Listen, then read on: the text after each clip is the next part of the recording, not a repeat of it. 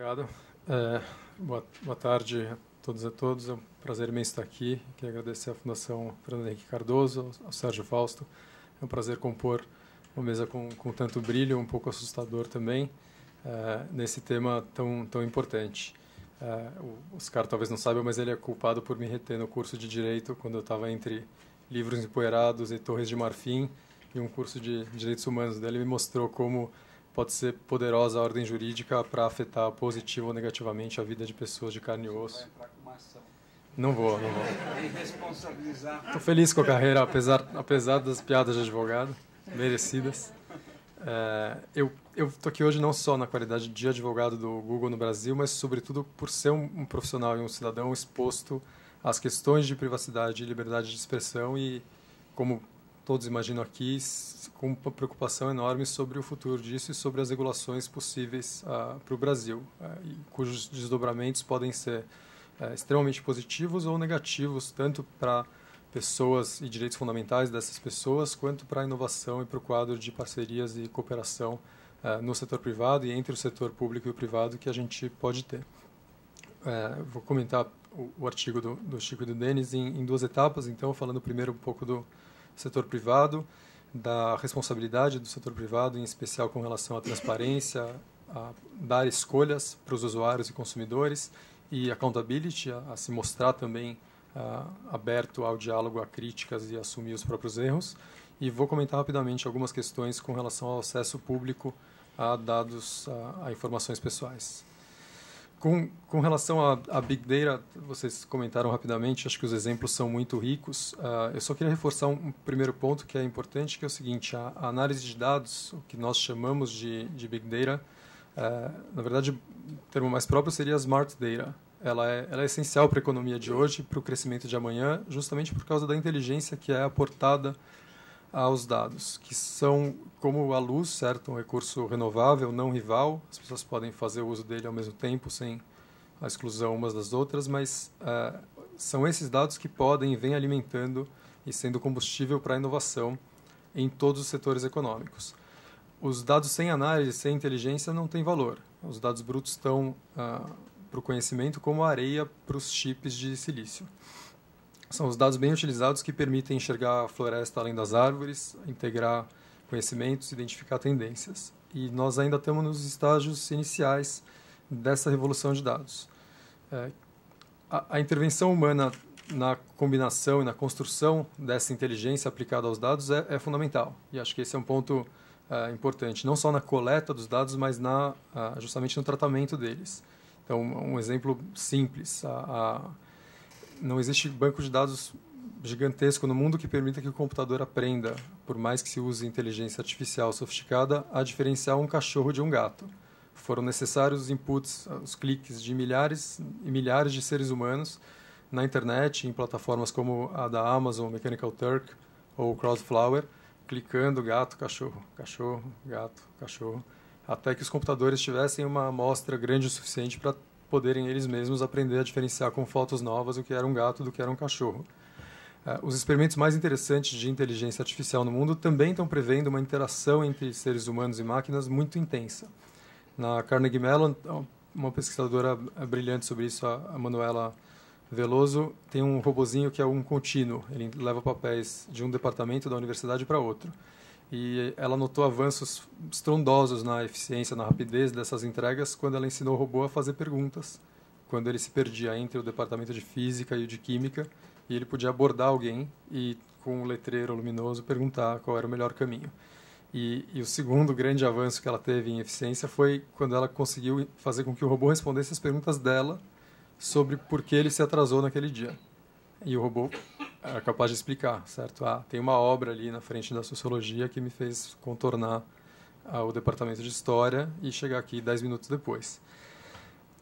Nessa interação de pessoas com dados, com máquinas ou não, certo? Com ou sem hardware, não são só as grandes empresas online, certamente são elas, mas não só, que colhem os benefícios poderosíssimos dos dados agregados aos quais é aplicada a inteligência e sofisticação de análise. Pequenas e médias empresas vendem mais, desperdiçam menos, os consumidores conseguem com mais precisão e de forma mais rápida os produtos que eles desejam, os serviços. As universidades e centros de pesquisa, por exemplo, o hospitalar, revolucionam o que elas fazem. Então, imaginem o poder que esses dados já estão trazendo e vão trazer ainda para a saúde, com maior conhecimento sobre genética, medicina personalizada. Por exemplo, o médico de família, tendo acesso à geladeira que o Denis mencionou, consegue ter uma análise muito mais criteriosa do histórico de alimentação da pessoa. Não é só a integração de prontuários médicos de vários hospitais. A gente está falando aqui de um conhecimento sobre os hábitos de vida de alguém que podem ser fundamentais na hora de ter um diagnóstico preciso ou de recomendar um tratamento, até pela questão da viabilidade no comportamento posterior do paciente. E aí, talvez o mais importante ponto aqui é que, nos últimos 30 anos, 1 bilhão de pessoas saíram da extrema pobreza no mundo, e isso é fruto, em grande parte, da revolução na informação e nas comunicações.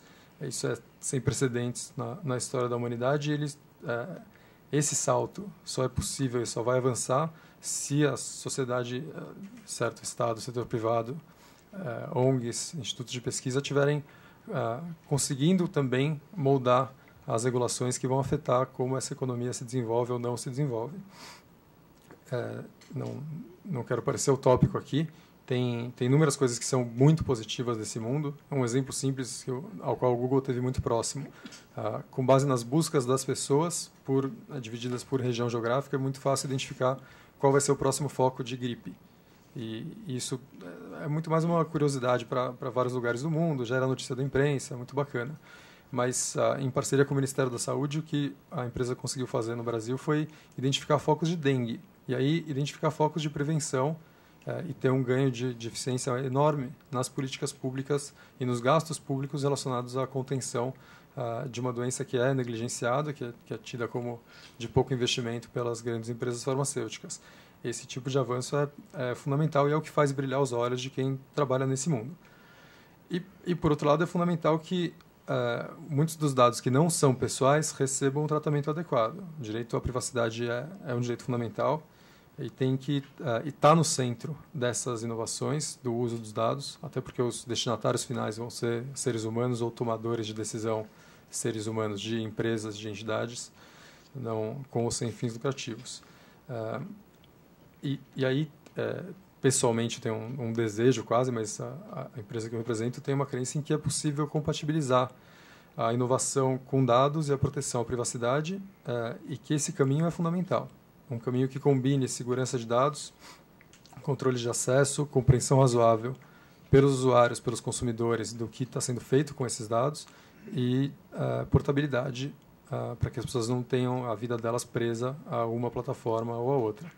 E que, com isso, consiga se impulsionar, ao mesmo tempo, a proteção à privacidade e à inovação. Nesse sentido, é o mau uso dos dados, e não, talvez, a sua coleta ou a transferência por si sós, que deve nos preocupar. Normas rígidas demais sobre combinação e reuso de dados, assim como proibições estritas sobre transferência de dados, ou requisitos de consentimento que sejam excessivos, podem criar obstáculos para a inovação e limitar sensivelmente o que pode ser aproveitado. E talvez, e eu não menciono mais a classe dos advogados, talvez enriquecer algumas bancas de advocacia, mas, de novo, travar bons negócios e boas políticas públicas que são essenciais para o nosso país. O artigo de vocês está fantástico, tem uma afinidade muito grande, inclusive, com as conclusões. Eu acho que a questão das regras claras ela é essencial. Os exemplos do Rio Grande do Norte ao Rio Grande do Sul, com decisões diametralmente opostas, e a ênfase numa lei geral de proteção de dados pessoais é importantíssima. Alguns pontos acho que merecem reparo, talvez pela ingenuidade. Eu tenho esse debate há alguns anos com o Ryan Calo, que vocês citam. Frases como a vida alheia passou a ser, desde então, alvo do escrutínio e do debate público, com a invenção da fotografia. Ou a conclusão de que a publicidade padroniza padrões de consumo não são novas da internet. Dos poemas de Cthulhu aos quadros do Andy Warhol, as críticas à vida alheia e à massificação do consumo e dos gostos já estão entre nós, fazem parte da vida em sociedade há milênios. E pelo menos, nas sociedades democráticas e abertas que nós almejamos construir. O foco, porém, possibilidade de adoção de práticas discriminatórias na internet com base em inferência sobre o usuário. E aí uma citação direta. E aí acho que e aí uma citação direta de vocês, certo? Práticas discriminatórias na internet com base em inferência sobre o usuário é o foco correto, é fundamental e é o que deve nos preocupar. Ao longo das últimas décadas, o Google teve necessariamente embrenhado nesses debates e a privacidade... Perdi aqui? Acho que é mais fácil Alô? testar o microfone Alô? portátil. Obrigado. Nas últimas décadas, o Google teve embrenhado nesses debates da privacidade online e outras empresas, felizmente, estão se engajando. É necessário que elas participem dessa discussão. E a nossa experiência é muito bacana. Coisas que a empresa aprendeu e felizmente, vem praticando, que, em primeiro lugar, que é preciso ter o olho no olho e as conversas face a face com os usuários, com as pessoas que são afetadas por políticas de privacidade, pelo uso dos dados. É necessário que a empresa seja transparente e clara sobre o que ela pretende fazer, ainda que ela não saiba com precisão exatamente como no momento inicial, e que as pessoas se sintam empoderadas para tomar decisões relevantes sobre privacidade.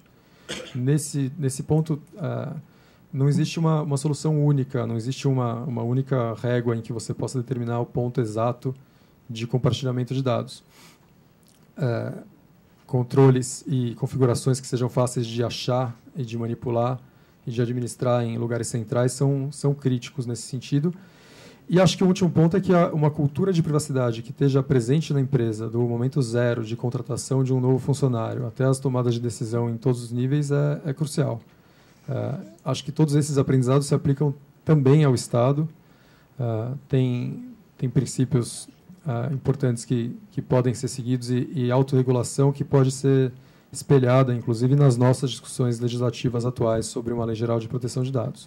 O esforço de autorregulação na indústria de publicidade online, por exemplo, tratou de vários pontos que foram tocados no artigo do Denis e do Chico, desde a coleta silenciosa de dados, que é uma coisa claramente vedada, até práticas de anonimização para proteção de inferências sensíveis sobre indivíduos específicos, até o veto ao uso de identificação de categorias sensíveis para as quais os anúncios poderiam ser direcionados, como, por exemplo, crianças ou pessoas em situações de vulnerabilidade várias.